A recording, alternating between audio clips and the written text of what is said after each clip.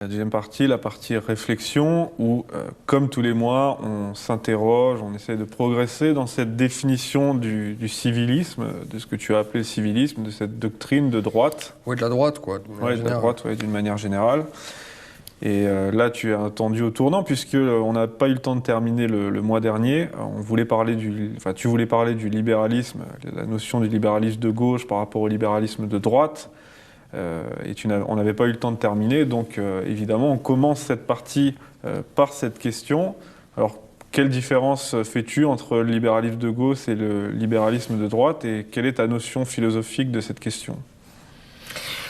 Ben là c'est un immense sujet, mon cher ami, parce que ce sujet donne lieu à une confusion et à un bordel, si tu peux me permettre, si je puis me permettre plutôt, ce qui est considérable dans nos milieux, et pas seulement dans nos milieux, dans la France intellectuelle, dans son entier. La notion de libéralisme est une notion extrêmement confuse. Parce qu'en fait, c'est un mot tiroir qui a plusieurs définitions. Et chacun voit dans le libéralisme ce qu'il a envie de voir, ou du moins ce qu'il connaît du libéralisme. Et donc la plupart des discussions qui ont lieu sur le libéralisme sont des logomachies, c'est-à-dire que vu qu'on n'attribue pas la même définition aux mots, souvent on ne se comprend pas. Donc ce que l'on dit aujourd'hui, c'est que nous sommes dans une société libérale, et le libéralisme serait de droite, parce que le libéralisme serait le règne de l'argent et du capitalisme. Et il y a des débats qui se font autour de cela. La droite, une partie de la droite intellectuelle antilibérale reproche au libéralisme,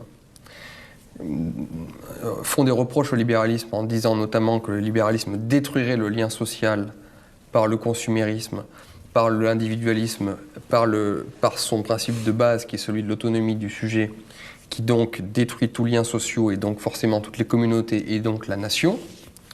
Ceux qui critiquent le libéralisme, qui viennent de la gauche, disent au contraire que le libéralisme, ce serait le règne du plus fort en économie, donc l'écrasement des faibles, et donc une mise sous tutelle de l'État-providence qui est seul capable de pouvoir apporter l'égalité et puis d'aider les pauvres. Donc ils détestent le libéralisme sous cet aspect. Ceux qui voient le libéralisme sous l'aspect purement économique, qui détestent les critiques de gauche, critiquent ce libéralisme. Au contraire, les laudateurs, ceux qui aiment le libéralisme à droite, disent que le libéralisme est une forme d'économie qui est la seule qui a fonctionné dans l'histoire, qui s'autorégule, qui est la seule qui a pu apporter quand même un progrès technologique, l'accroissement des richesses, notamment par rapport à son alter ego qui est le socialisme. On voit comment toutes les expériences socialistes et communistes ont échoué lamentablement d'un point de vue purement économique. Je ne parle même pas du système politique qui allait avec, d'un point de vue purement économique, à quel point ça a pu échouer. Donc les laudateurs de droite disent oui, le libéralisme a des excès, mais c'est quand même le seul système qui permet un accroissement des richesses et un développement de la société. Et puis les laudateurs de gauche, eux, disent, ceux qui aiment le libéralisme à gauche, disent le libéralisme, c'est la capacité des êtres humains à vivre le maximum de droits individuels, d'avoir une liberté individuelle et donc d'avoir le droit à se marier avec tout et n'importe quoi, de faire tout ce qu'on veut, en fait, la liberté d'expression, tout cela, machin.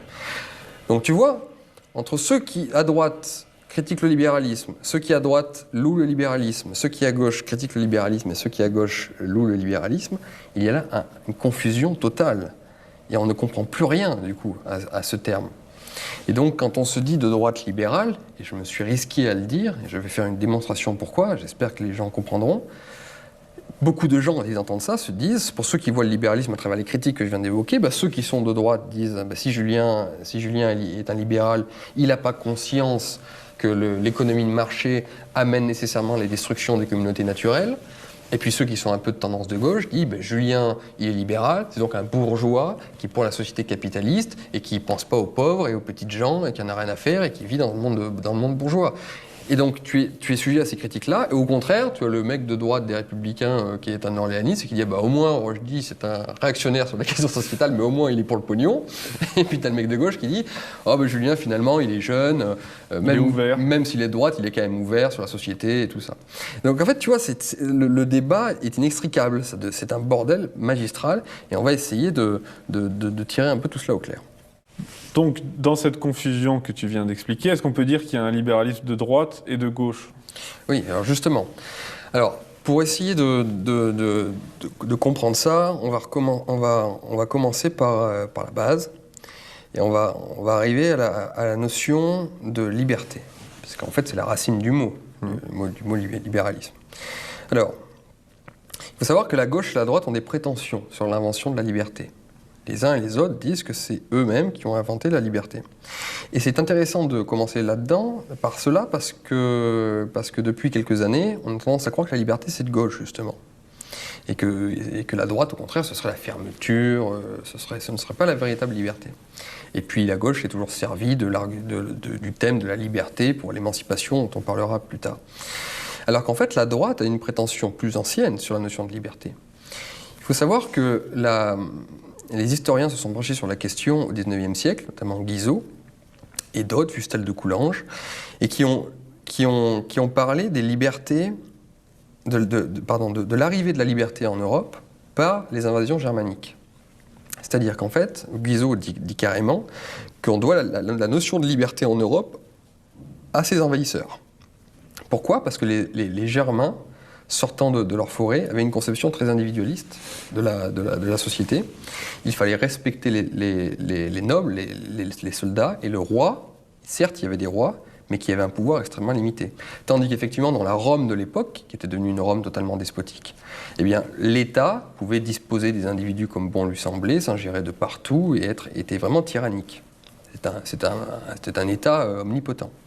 Et donc en fait, les Germains ont amené une conception de la société beaucoup plus libérale, du moins avec plus de liberté, en donnant notamment le droit à chaque soldat, à chaque noble, à chaque individu, la possibilité de jouir de ses terres, comme il l'entendait, d'éduquer ses enfants, et puis de pouvoir avoir droit à avoir voix au chapitre pour ce qui était des décisions générales, quand il y avait des assemblées, des parlements, justement, de soldats autour du roi, qui n'était en fait souvent, à l'époque des Germains, qu'une caisse enregistreuse des desiderata de la noblesse. Ces libertés de conception germanique se sont transformées peu à peu et sont devenues ce qu'on appelait les libertés aristocratiques.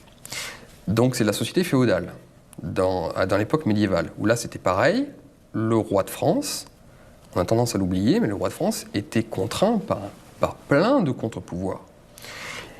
Le roi devait respecter le bon droit des seigneurs, qui était encore une fois celui de pouvoir gérer leur domaine comme il l'entendait, mais il y avait également plein de contre-pouvoirs de type corporation, de type communauté, église, assemblée. Et le royaume de France était plein de ce type de contre-pouvoirs. Ce qui a fait dire à beaucoup de royalistes d'ailleurs, à raison, qu'en fait, le roi de France, même à l'époque tardive de la monarchie, qui était la monarchie absolue, a toujours eu moins de pouvoir que n'importe quel État moderne d'aujourd'hui. C'est ce que beaucoup de royalistes disent, ils n'ont pas tort, dans un sens. Et en fait, on parlera de la notion philosophique qui se cache derrière, de pourquoi ce besoin de liberté, mais les libertés, d'une manière générale, viennent de cette tradition aristocratique. Et d'ailleurs, la filiation naturelle de la droite réactionnaire, de la droite légitimiste dont on a parlé durant la Révolution, n'était pas, contrairement à ce qu'on croit, une filiation absolutiste. Les premiers à s'opposer à la Révolution française, donc les légitimistes, la droite, la fondation de la droite, leur filiation intellectuelle et naturelle était plutôt du côté de Saint-Simon, de Fénelon, qui voulait en fait revenir à une monarchie tempérée, une monarchie qui respectait le droit des individus dans leur ensemble, dans la mesure où ils appartenaient à une corporation ou qu'ils appartenaient à la noblesse. Et c'était pas du tout l'absolutisme. L'absolutisme, avec, ça serait un débat trop compliqué, mais avec Bossuet par exemple et tout, c'était plutôt la filiation de gauche. Et d'ailleurs, Tocqueville l'a très bien montré que le despotisme de l'État avait ses racines dans l'absolutisme royal, et puis dans la centralisation royale, et débouché naturellement sur la Révolution française. Et on a vu plein, c'est donc une petite parenthèse, on a vu plein d'aristocrates légitimistes qui en fait étaient des opposants, mais vraiment zélés, au pouvoir absolu royal du XVIIIe siècle, et qui, la Révolution étant passée, sont passés dans le camp de l'absolutisme. Et en fait, le passage de ces aristocrates qui défendaient les libertés du temps du roi, ils sont arrivés dans le camp de l'absolutisme et de la défense absolue du roi qu'après la Révolution française. Il y a des exemples, il y en a plein d'exemples comme ça. Le comte d'Entraigues, il vient du Vivarais, il vient de l'Ardèche, il vient de chez moi, c'est un type qui était très opposé au pouvoir royal pour les libertés et qui a été ensuite très opposé à la Révolution pour les libertés. Et ça, c'est quand même quelque chose d'intéressant parce que la droite, donc, a une prétention naturelle et légitime sur la notion de la liberté. Et qui se fonde sur quoi? Sur l'idée que l'individu a de la valeur et que surtout, ça lui répond que l'État, le pouvoir, ne doit pas être despotique. Et ces libertés fondamentales que l'homme de droite, justement, a récupérées de cette tradition-là, sont finalement toujours un peu les mêmes. Et c'est pour ça que l'affiliation est directe. C'est le fait de pouvoir être libre sur ta propriété privée, à toi. C'est le fait de pouvoir éduquer tes enfants. Et c'est le fait de pouvoir avoir un droit de regard sur ce qui se passe dans l'État et le gouvernement. Et donc ces trois libertés fondamentales qui viennent justement de tout ce principe des libertés aristocratiques ont fondé fondamentalement et de manière très profonde l'homme de droite. Et ces libertés-là sont bonnes parce qu'elles sont humanistes d'une certaine façon, puisqu'elles précisément elles apportent à l'être humain une valeur qu'un État absolu ne peut pas lui apporter, puisqu'il nie par nature les individus et les êtres humains. Donc là, c'est déjà quelque chose d'intéressant. Quelle est l'idée, justement? Par rapport à ces trois libertés fondamentales, il y a donc un axiome, un principe très profondément de droite, qui est de considérer qu'effectivement la propriété privée et l'éducation des enfants, ce sont deux principes, ce sont deux libertés absolues, et sans lesquelles on tombe dans le despotisme par nature, obligatoirement. Et la droite considère, à l'inverse de la gauche, justement, que dès qu'on commence à brimer ces libertés-là, même si elles ont leurs excès, évidemment, la droite n'est pas stupide, elle a pensé les excès de la propriété privée, elle a pensé les excès de la trop grande division de l'éducation, par exemple, si elle est trop faite de manière particulière, évidemment qu'elle y a pensé. Mais elle considère toujours que brimer ces libertés-là conduit nécessairement au despotisme. Et donc c'est pour ça qu'elle hait le socialisme et toute forme d'étatisme trop profond, et la gauche a toujours participé de cet étatisme-là, et on le voit même aujourd'hui, quand on veut éduquer nos enfants, ce que Rossignol avait dit, le ministre avait dit qu'il fallait pas que l'éducation des enfants soit laissée aux familles, il fallait que ce soit fait par l'État, pour les éduquer sur les théories du genre, changer l'homme, tout cela. Justement, la gauche a toujours été dans cette modification de l'être humain, et à vouloir empêcher ces libertés-là, et puis bien sûr à contester la propriété privée, au nom d'une société idéale, au nom d'une société parfaite. Mais la droite, très pragmatique sur le sujet, a toujours eu beaucoup de défiance vis-à-vis de cet idéalisme de société parfaite, parce qu'elle dit, et c'est validé par l'histoire, à chaque fois que ces libertés-là sont touchées, sont brimées, ça conduit toujours au despotisme. Donc les abus de ces libertés sont toujours préférables au fait de les brimer, puisqu'à la fin, de toute manière, c'est une tyrannie absolue qui se met en place. Donc cette idée-là a continué à persister, particulièrement durant la guerre froide.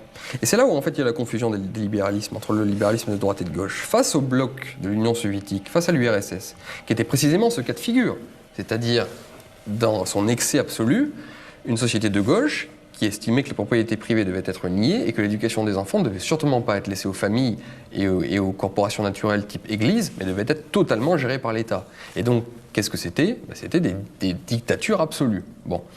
Eh bien, la droite, qui défendait ces libertés, donc tu vois, c'était pas une question de pognon, c'était une question de principes et de valeurs qui descendaient directement de la droite aristocratique, des libertés aristocratiques, s'est mis du côté du camp libéral, pour lutter contre le pire ennemi qui était l'Union soviétique et le communisme. Mais ce faisant, elle s'est effectivement mêlée avec d'autres formes de libéralisme, qui était le libéralisme de gauche. Et de là vient toute notre confusion d'aujourd'hui. C'est qu'en fait, on est les héritiers de la guerre froide, où le camp libéral a fait bloc contre le camp soviétique. Et dans ce camp libéral, eh bien, du coup, on a fait bloc entre libéralisme de gauche et libéralisme de droite. Et la confusion vient de là. La première des différences que l'on pourrait faire entre ce libéralisme de droite et le libéralisme de gauche. Donc on va continuer sur la notion de liberté, avant de parler du mot même de libéralisme. Déjà, première chose un peu prosaïque, mais quand même qui est intéressante, la notion de la liberté avec un grand L et des libertés avec un S. La droite est du côté de la défense des libertés, quand la gauche parle de la liberté comme principe philosophique, comme principe idéalistique. C'est pour ça qu'il y a un S à TV Liberté. Oui, parce que bien sûr, il s'inscrit dans cette tradition, parce que les gens de TV Liberté sont très cultivés. Alors, qu'est-ce que ça signifie? Pour un homme de droite, les libertés sont surtout du quotidien, et c'est une suite de franchissements. C'est une suite de choses que l'on a pu récupérer, que l'on a pu gagner dans la vie de tous les jours. La liberté pour un homme de gauche est plus un principe abstrait. Je te prends un exemple, je vais essayer de faire des exemples très concrets. Un homme de gauche sera ravi dans notre société française de se dire vivre dans une société de liberté. Et c'est vrai que nous sommes censés être une société de liberté. Tandis que l'homme de droite aujourd'hui râlera plutôt sur tout ce qui contraint sa liberté au jour le jour. La bureaucratie, les impôts, les règlements, les politiquement corrects, tout ce qui empêche en fait au jour le jour d'être véritablement libre. L'homme de droite verra ça. Et le grand principe de la liberté avec un grand L, il s'en moquera. Poussons le raisonnement à l'extrême, tiens. Si on pousse le raisonnement à l'extrême, tu vois, tu prends sur en politique internationale. Bernard-Henri Lévy, le grand défenseur de la liberté, lyrique, chantante et abstraite de gauche. Il a rendu la Libye libre, Bernard-Henri Lévy. Les Libyens connaissent la liberté depuis qu'ils sont débarrassés du dictateur. Mais dans leur liberté du quotidien, ils n'en ont plus. À cause du chaos que cela a créé, ils n'ont plus aucune liberté, des libertés fondamentales, d'aimer, de travailler, de jouir, ils n'ont plus ces libertés-là. À cause du chaos, donc. Mais du point de vue de l'homme de gauche de Bernard-Henri Lévy, lui, il a apporté la liberté avec un grand L à la Libye. Mais il n'y a plus aucune des libertés avec un S. Donc déjà, c'est une façon d'appréhender la liberté différente entre la droite et la gauche. La gauche va être dans le principe abstrait et creux, que la gauche va être sur qu'est-ce qui fait qu'on est libre au quotidien, qu'est-ce qui fait qu'on est bloqué dans notre liberté d'expression à cause du politiquement correct, qu'est-ce qui fait qu'on est bloqué dans notre capacité de construire notre maison comme l'on veut parce qu'il y a des règlements, il y a des ordonnances, je ne sais quoi. Qu'est-ce qu'on fait qu'on peut pas travailler, on ne peut pas développer son entreprise parce qu'on croule sous une bureaucratie et sous des impôts, on ne sait même plus où l'argent part. Voilà, ça, ce sont des libertés du quotidien. Et ça, ces libertés-là, l'homme de gauche s'en fout. Lui, il va parler de la liberté avec, encore une fois, dans l'abstrait. Il va apporter même des libertés dont personne ne veut. Le mariage des homosexuels, par exemple, très peu de gens voulaient le mariage homosexuel, honnêtement. C'était quoi? C'est une toute petite minorité. Il va être content, lui, de défendre la liberté abstraite, justement, là-dessus, qui n'a pas d'incidence concrète. Il y a eu combien de mariages homosexuels depuis 3 ans? Pas tant que ça. C'est que dalle. Mais il va se moquer des libertés du quotidien. Donc le libéralisme de droite, déjà, premièrement, c'est en fait notre capacité à être autonome et être libre dans la vie de tous les jours. Et c'est tout autre chose que cette liberté abstraite et creuse. Donc première différence. Deuxième différence entre le libéralisme de gauche et le libéralisme de droite. Le libéralisme de droite pense continuer la tradition des pères, des ancêtres. Le libéralisme de gauche pense se construire contre les pères et les ancêtres. Burke, dans son célèbre livre sur la Révolution française, écrit que les Anglais, dont on connaît la tradition libérale de liberté qui est très forte chez eux, fondaient leur notion de liberté non pas sur des principes abstraits comme les droits de l'homme, mais sur les traditions qu'ils héritaient de père en fils en tant qu'Anglais. Il y a cette phrase dans son livre. C'est magnifique. Et en fait, vu que la droite estime que les libertés, c'est un long travail justement pour accéder petit à petit à une autonomie du sujet humain, à une liberté, une praxis libérale, où on peut faire quand même ce que l'on veut et on est responsable de nous-mêmes. Vu que c'est une suite de franchissements, une route en fait, c'est une route de la liberté, eh bien au contraire, on est dans la continuité des pères. Tandis que la gauche, elle s'oppose aux traditions, parce que vu qu'elle est dans l'idée émancipatrice, elle pense que les traditions empêchent justement la liberté. Alors, avant d'insister plus sur le sujet, je te prends un exemple par rapport à comment se construisent, comment l'approche de la liberté est différente. Encore une fois, on va essayer d'être concret. Prenons un cas très concret, justement, sur l'islam en France et le droit des femmes. L'islam poserait des problèmes en ce moment dans certains quartiers, dans certaines de nos villes, sur la liberté des femmes. Eh bien, l'homme de gauche va arriver avec ses grands principes pour s'opposer à cela. Il va parler de la liberté des femmes, il va parler de la laïcité, il va parler des grands principes qui sont comme ça, indifférents, immatériels et universels. Tandis que l'homme de droite aura plus tendance à dire ce droit des femmes qui est bafoué n'est pas dans notre tradition française, qui est une vieille tradition du droit des femmes. Dès le Moyen-Âge, les femmes étaient aux tables de nos monarques, et il y a toujours eu des femmes qui étaient régentes, et nous... Voilà. Tu vois les deux façons d'approcher le problème? L'homme de gauche va défendre la liberté des femmes par un principe abstrait, universalisable, et donc en fait, comme disait mon grand-père, pissant partout, mais n'essuyant nulle part. Tandis que l'homme de droite va fonder la liberté sur ses droits de Français par rapport à sa tradition. Et ça, une approche, ça paraît dérisoire, mais l'approche change tout dans le fond. Et pourquoi? La liberté marche avec les traditions pour l'homme de droite, quand l'homme de gauche, elle marche contre les traditions. Pourquoi? Parce que l'homme de droite vit un libéralisme qui est, selon l'expression de Jean-Philippe Vincent, vacciné par l'histoire. C'est-à-dire qu'en fait, il sait que la liberté peut sombrer dans la corruption et la décadence, comme dit Burke. Burke parle de la corruption de la liberté. Et il sait que c'est une chose qui est infiniment fragile et qui peut mourir. Mourir par le despotisme interne, qui peut se créer à cause de problèmes internes et de corruption intérieure, ou même de conquête par un ennemi. Et donc, en fait, l'homme de droite aime les traditions et les couple naturellement à la liberté. Pourquoi? Parce qu'il estime que la liberté ne peut se vivre que dans un principe de responsabilité, donc dans un principe de conscience du bien commun. C'est pour ça que cela a une implication grande sur la liberté qu'il attribue beaucoup plus que l'homme de gauche aux communautés. L'homme de gauche pense à la liberté que d'un point de vue individualiste. Le libéralisme de droite a certes une incidence individuelle, mais elle a également une incidence communautaire. L'homme de droite tient au respect de la liberté des communautés, des associations notamment humaines, des églises, des écoles, des paroisses, des localités. C'est très important pour lui. Et bien sûr, la plus grande d'entre elles, la nation. Et en fait, il sait que pour maintenir cette liberté de la nation, ainsi que de différentes associations humaines, il faut être capable de contrôler la liberté individuelle, qui sinon tombe dans un rang inférieur qui est celui de la licence. Burke, par exemple, dit que ce qu'il souhaite par-dessus tout, c'est une liberté virile, morale et bien réglée. Cette phrase est la définition même du libéralisme de droite. Et pour un homme de gauche, elle est absolument incompréhensible. Un homme de gauche qui entendrait qu'une liberté devrait être virile, morale et bien réglée, n'y comprendrait rien. Pour lui, c'est une contradiction dans les termes. Parce que comment pourrait-on être libre si nous avions une obligation virile et une obligation d'être moraux? C'est pas possible. Tandis que pour l'homme de droite, cela est totalement cohérent.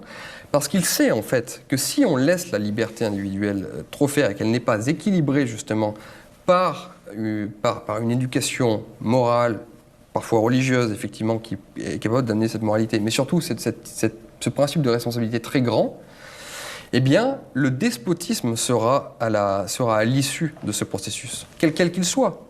À l'époque, on parlait du despotisme du pouvoir, mais aujourd'hui, par exemple, on parle du despotisme du consumérisme. Ce consumérisme-là est le fait de la destruction de tous les murs porteurs psychologiques et de notre éducation et de notre principe de responsabilité. C'est parce que nous sommes devenus des ectoplasmes. Donc la différence entre le libéralisme progressiste et le libéralisme conservateur, là on touche du doigt ce que je suis en train de dire, c'est que le libéralisme conservateur, donc le libéralisme de droite, c'est un libéralisme qui certes tient à la liberté de la propriété privée, tient à la liberté de la nation et des communautés, mais donc justement sait que cette liberté est un trésor qui ne peut être maintenu et ne pas sombrer dans la décadence et la corruption qui mène ensuite au despotisme que parce qu'il permet aux communautés, notamment spirituelles, de persister et d'influer sur les gens de sorte à leur donner un principe de responsabilité très grand qui tient au bien commun et qui tient à l'histoire. C'est-à-dire qu'en fait, en ayant conscience de l'histoire, on sait que l'on peut aussi se faire envahir par les autres. Donc c'est toute la différence entre une liberté morale, virile et bien réglée, et une liberté qui ne serait que licencieuse et complètement désordonnée. L'homme de gauche pense que la liberté n'est qu'une donnée individuelle, on peut se choisir nous-mêmes et se construire nous-mêmes. Non, l'homme de droite dit que l'homme est libre, mais qu'il doit devenir un homme pour être libre. Et donc, pour devenir un homme, il doit passer par une série d'épreuves et une série de devoirs. Et ces devoirs, c'est une connaissance grande et surtout un instinct très grand du bien commun.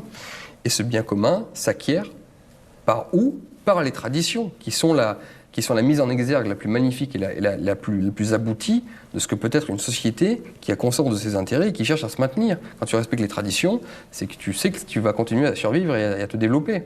Quand tu rejettes les traditions, tu ne sais plus dans quel monde tu rentres. Donc, le libéralisme de droite est un libéralisme qui a cette conscience aiguë de l'histoire, qui est vacciné par l'histoire, comme dit Jean-Philippe Vincent. Et quand tu as conscience de l'histoire, eh bien, tu veux être libre en tant qu'homme, mais tu dois devenir un homme. Et donc, ta liberté ne peut se jouir et ne peut se profiter et être durable que si elle est virile et bien réglée et morale.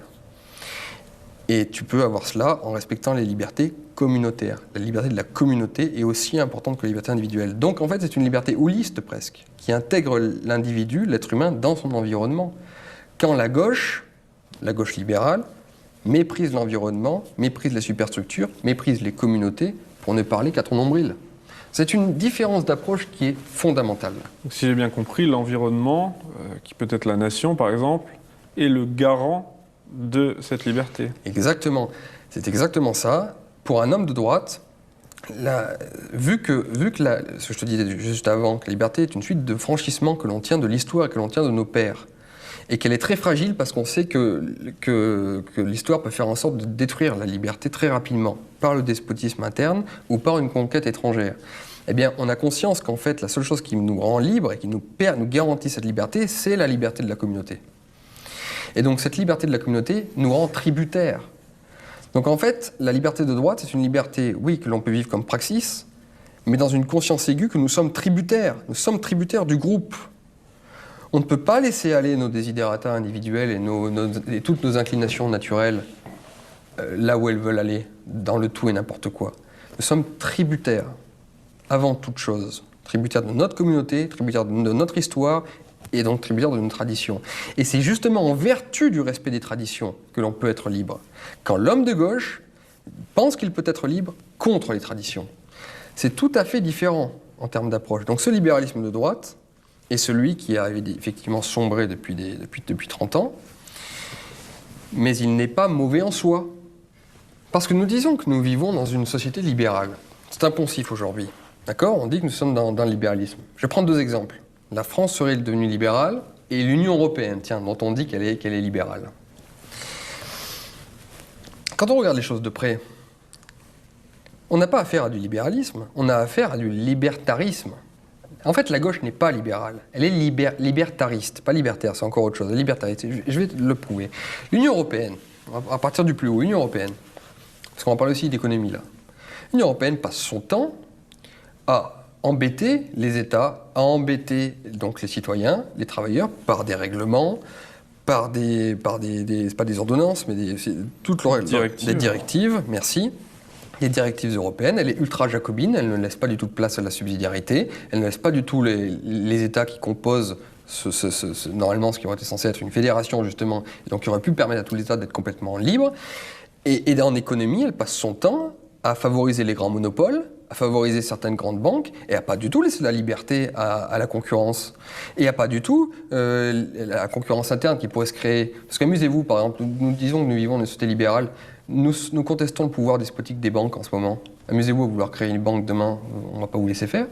Et donc l'État, c'est pareil, l'État a passé son temps à favoriser les grands monopoles. Or, si le libéralisme premier a été créé dans une logique de réduction du pouvoir de l'État, qui était à l'époque la force coercitive la plus puissante. Désormais, effectivement, le libéralisme doit aussi évoluer par rapport aux évolutions du monde. Ce qui a une force coercitive aujourd'hui, ce qui est trop puissant, c'est même plus les États, c'est les multinationales. Donc en fait, un véritable libéraliste devrait faire en sorte aujourd'hui de pouvoir créer des conditions pour concurrencer les monopoles. Et ce qui empêche l'apparition de cette concurrence qui serait saine, c'est les États. C'est l'État français qui est censé être libéral, et en fait qui ne l'est pas du tout. C'est l'Union européenne qui ne l'est pas du tout. L'Union européenne, par son comportement jacobin et despotique, n'est pas du tout libérale. Elle est libertariste, c'est-à-dire qui t'impose une liberté, ce qui est donc une contradiction dans les termes. Si on t'impose une liberté, tu n'es pas libéral. Et on continue, en prenant des exemples. Regarde la presse, par exemple. La presse que nous avons en France, la presse est totalement subventionnée. Est-on dans le libéralisme ? Quand il subventionne Libération, il t'impose la liberté de lire Libération, en fait. Mais il te l'impose. Parce que si jamais c'était libéral, Libération serait mort parce qu'elle n'a plus assez de lecteurs. Et d'ailleurs, petite parenthèse, le seul journal qui vit grâce à ses lecteurs, c'est Valeurs Actuelles. C'est de droite.